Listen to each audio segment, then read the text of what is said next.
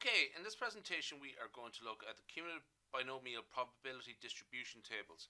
Now these are actually found in tables like the Murdoch Barnes, okay, or something like that. So we're going to work on the basis that we're looking at something like Murdoch Barnes, okay. So the vice president of a computer firm has reviewed the records of the firm's personnel and has found that 70% of the employees read a well-known industry magazine, the IT Journal. Okay, well, it's probably a blog or something like that at this stage, but anyway.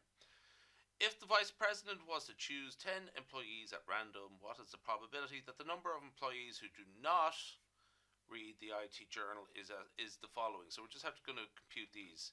X is a binomial, okay, where the number of independent trials is the 10 employees, 10, and we're interested in people who do not read the blog, so that we reckon that's 30% or 0.3. Okay, so I just keep the pen colors the same. So the first thing is, asks the probability of x greater than or equal to 5, between 2 and 8 inclusive, and then no more than 7.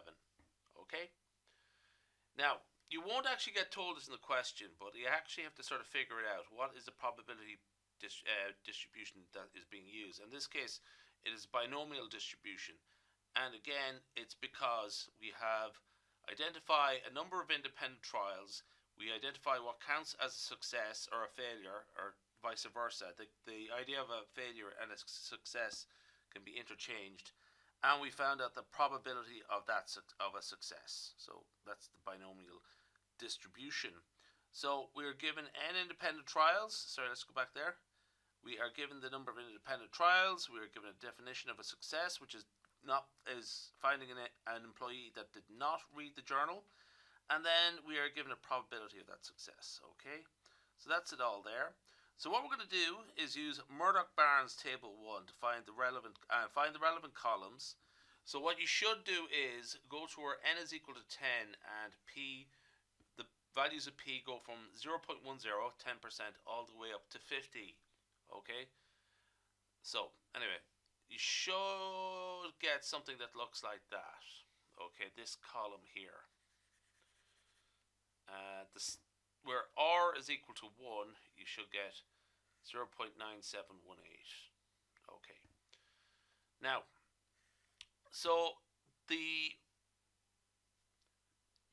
Murdoch Barnes tables gives us the probability of x being greater than or equal to some number, and these numbers are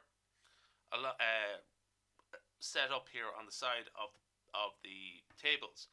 So what you have to do is go down to the row you want, okay, and then pick the column you want, and we know that the column is 0.30, and the probability of x greater than or equal to 5, so that is 0.1503.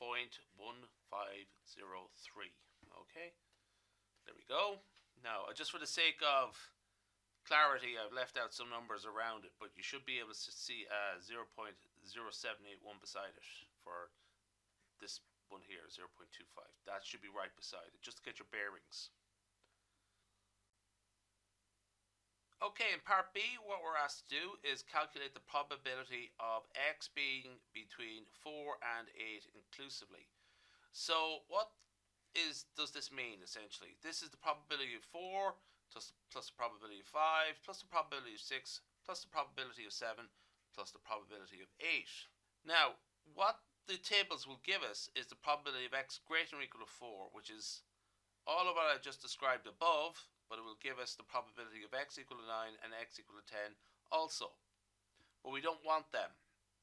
So, just as a remark, the values that we don't want, or we want to remove from our probability value that we would get from here, are the sample points that we want to cut out and the corresponding probabilities. That's the sample points, are 9 and 10 essentially. And essentially what we could do here is just calculate the probability of x greater than or equal to 9. So that is to say that this probability here can be partitioned into this, what we want, which corresponds to the sample points that we want, and then this, the sample points we don't want, and just rearrange that into this expression here. So the probability of x greater than or equal to 4 minus the probability of x greater than or equal to 9. Okay, so we go to our tables. Okay, the probability of x greater than or equal to 4, greater than or equal to 4 I should say, is 0.3504, and the probability of x greater than or equal to 9, you can just sort of see it there, it is 0.0001. So when we subtract that from 0.3504, we get 0.3503. So that is the answer we're looking for there. Okay, excellent. Now compute the probability of x less than or equal to 7. This is the complement of 8 or more successes. Okay, so the probability of x less than or equal to 7 is 1 minus the probability of x greater than or equal to 8. So what we do is we determine the probability of x greater than or equal to 8 from the tables, and then just get the complement of that. So if we go to the tables, there we go, 0.0016. So that means the probability of x less than or equal to 7 is 1 minus that probability, 1 minus 0.0016, and that gives us an answer of 0.9984. And that's it. Yeah, that's great. We'll leave it there.